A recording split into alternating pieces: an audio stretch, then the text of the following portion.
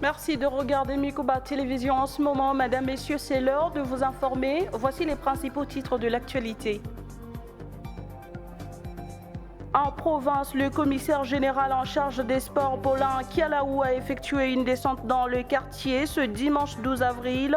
Le but était de constater si le football de loisirs ne se joue pas conformément à la décision de lutte contre la propagation du Covid-19 décrétée il y a peu par le président de la République, Félix-Antoine Tshisekedi Tshilombo. Et la République démocratique du Congo a déjà enregistré 235 cas de personnes infectées par le nouveau coronavirus. Depuis le début de la pandémie, ces cas ont été confirmés ce dimanche 12 avril par l'équipe de riposte contre le Covid-19.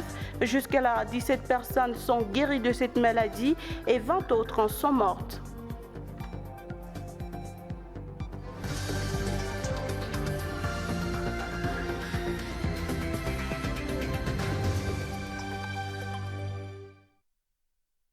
Merci de nous choisir pour vous informer. Bienvenue à tous à cette session de nos informations.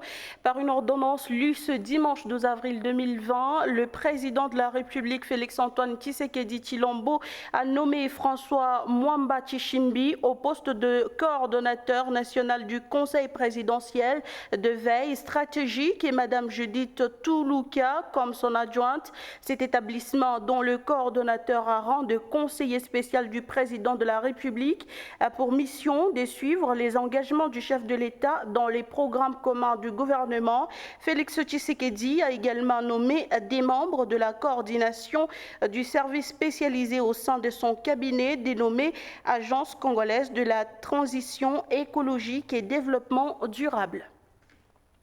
Et en République démocratique du Congo, les sénateurs et députés vont se réunir en congrès pour valider l'état d'urgence sanitaire décrété par le chef de l'État, Félix-Antoine Tshisekedi, selon Alexis Tambouimwamba, président du Sénat.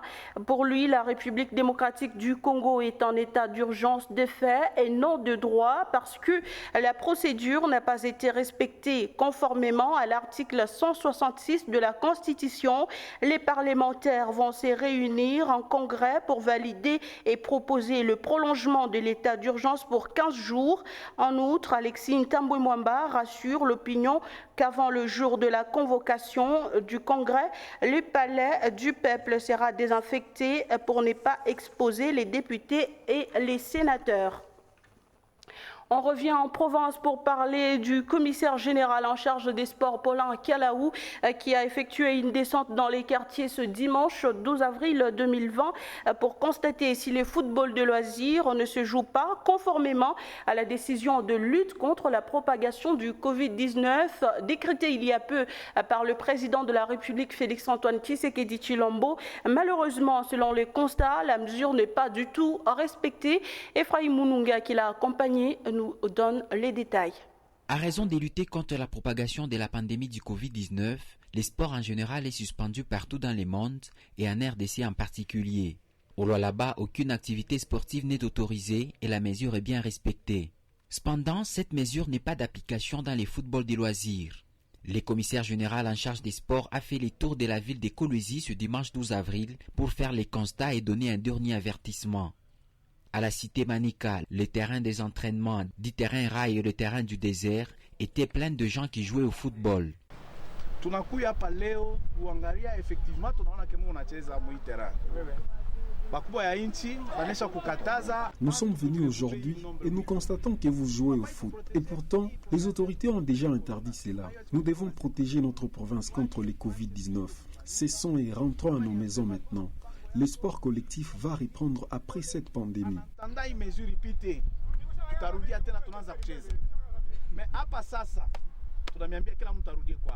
Au quartier 5 ans, le terrain était vide et la mesure était bien respectée.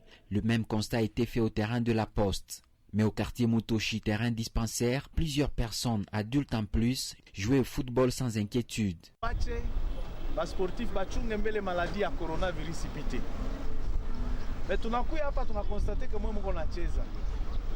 Vous êtes en train de jouer. Comment allez-vous protéger vos familles? Rentrons à nos maisons et ne venons plus jouer ici. Dans les cas contraires, La police va passer et arrêter tous ceux qui seront surpris en train de jouer.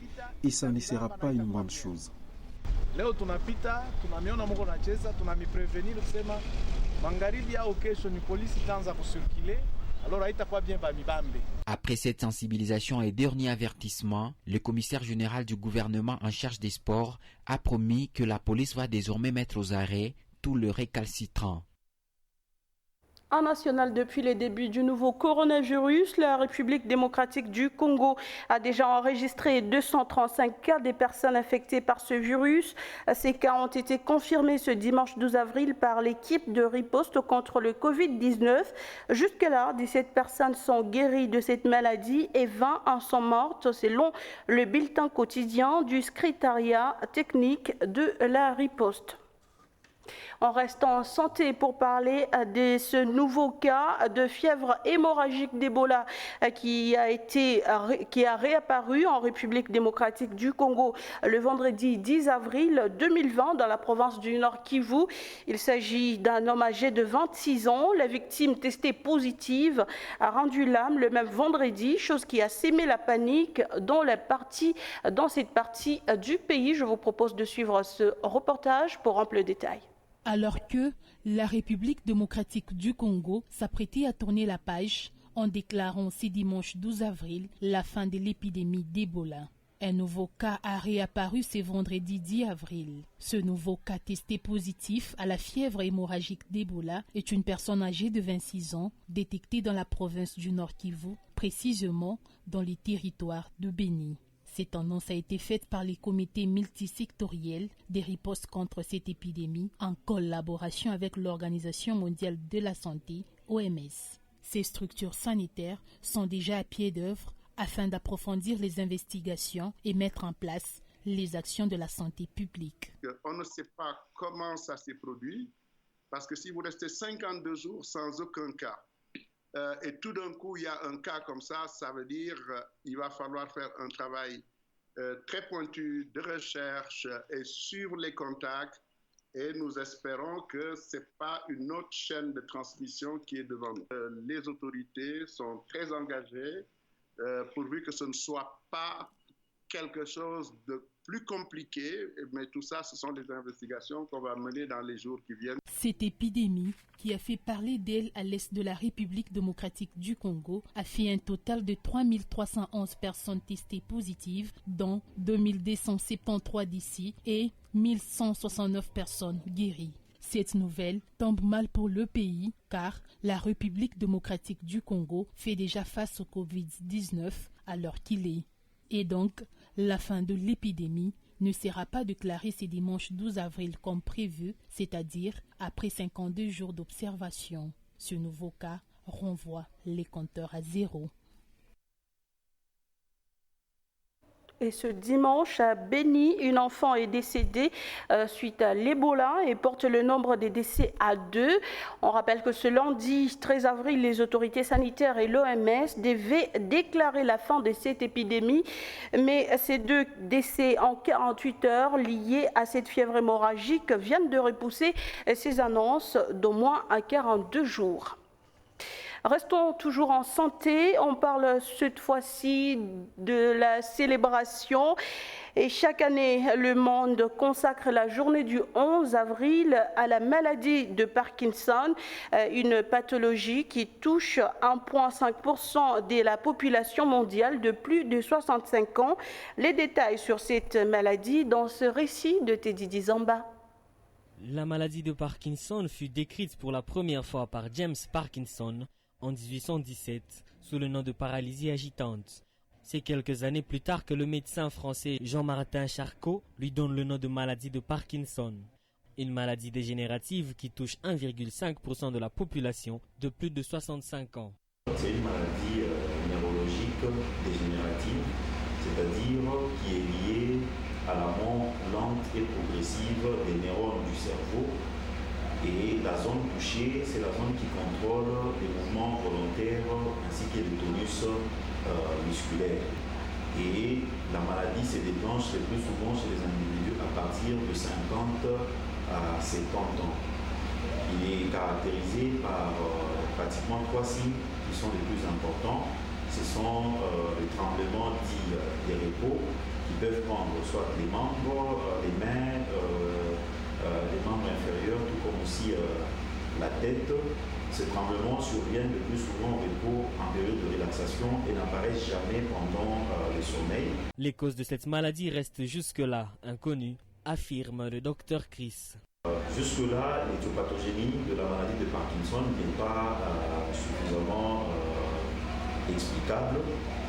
Quand on parle d'une maladie dégénérative, mais avec le seul facteur de risque, c'est l'âge.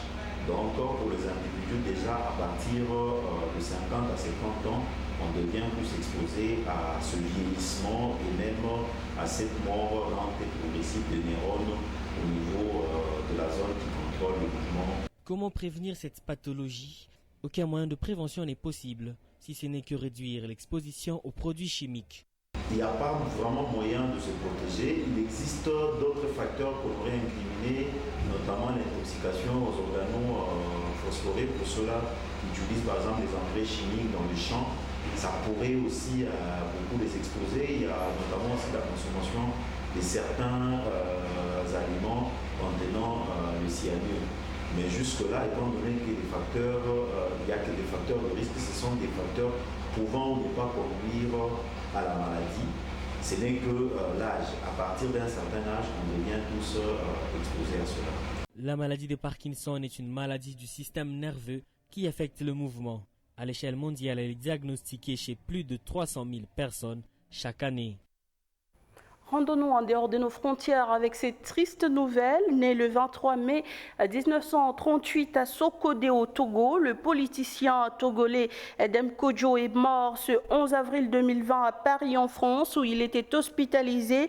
De son vivant, Edem Kodjo a été secrétaire général de l'Organisation de l'Union africaine de 1978 à 1983.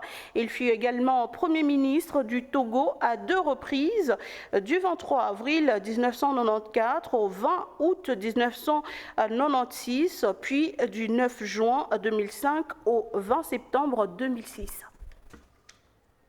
Parlons enfin de la culture dans ce journal avec l'artiste musicien Brahms, évoluant à Kolwezi, qui a présenté sa nouvelle chanson au public.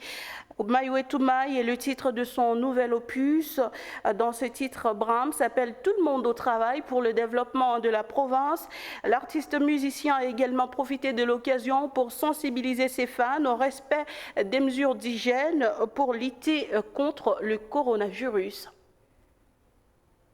Dès son vrai nom, Jean Wachimuna dit Brahms, étudiant en bac de géologie à l'université de Lubumbashi, l'artiste fait le rap Karindola, un nouveau style de musique dans l'espace katangé. Brahms est connu dans la musique depuis 2010. Ma carrière musicale, je l'ai commencé il y a très longtemps, mais je me suis officialisé devant le public, c'était en 2010. J'ai beaucoup de titres à réaliser, mais le titre dont j'ai déjà réalisé, du coup, le clip, il y a des sons et le clip, donc le clip, j'ai déjà réalisé quelque chose de 10 titres. Après le titre La Paix, Ma chérie du village, Un certain samedi et Anita, Brahms vient de mettre sur le marché un nouvel opus, Maiwetumai. Actualité Isha Bagangabu, comment évoluer Tungetuma les femmes. Banesha Kutachama Itzi Fourani Wakoshi Tupaga na pleurer. Nabiya Nabina Bagakwiti Akuna Fashi Koulé tout est d'applaudir. Ouais, comme message dans la chanson, dans la nouvelle chanson Maiwetumai, je suis en train d'expliquer d'abord à mes collègues artistes, il faut travailler, il faut faire les choses bien. C'est pas toujours chanter love du vote pour voir la culture. Il y a des choses qui se passent quand vraiment il faut chanter, par exemple, aussi bien qu'il y a la maladie qui frappe, pour protéger la population, parce qu'un artiste musicien, c'est quelqu'un qui propagande un peu quoi, le message. Une fois chanter pour le coronavirus, tu vas sauver beaucoup de vies. Et je suis en train d'expliquer un peu à nos autorités, de regarder la façon dont nous sommes en train de traverser. Le moment est un peu difficile et d'un côté, je parle aussi de l'insécurité. Malgré les études, l'artiste et musicien travaille sur plusieurs projets. La chanson Maiwetumai, donc je peux dire d'abord c'est coronavirus de manière un peu en retard, ou sinon je devrais être déjà à l'extérieur encore de la province pour d'autres projets. Et après la chanson Maiwetumai, il y a un feat encore avec YMB. Koyambi, on prépare un truc là de ouf. Et après ça, il y a une chanson dont j'ai réalisé, Corona. Il y a une chanson que j'ai réalisée en featuring avec Sam Zibumba aussi. On fait une chanson. Et il y a d'autres projets. Il y a des surprises. Pour lutter contre le Covid-19, Brahms a lancé un message à tous ses fans. Comme message, j'aimerais dire à la population de rester en confinement, donc de rester à la maison pour éviter le Covid-19. Il faut se laver les mains après chaque 30 minutes. Il faut tousser comme tu faisais les dabs. C'est un peu ça. Et il faut éviter de se saluer en forme de nom, en fait. C'est un peu ça. L'artiste et musicien Brahms promet de faire mieux pour ses fans. D'autres chansons sont à venir.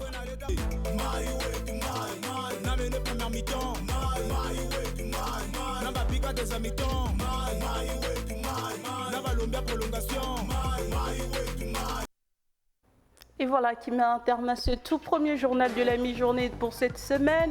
Merci à tous de l'avoir regardé. Bon début de semaine à tous et à chacun.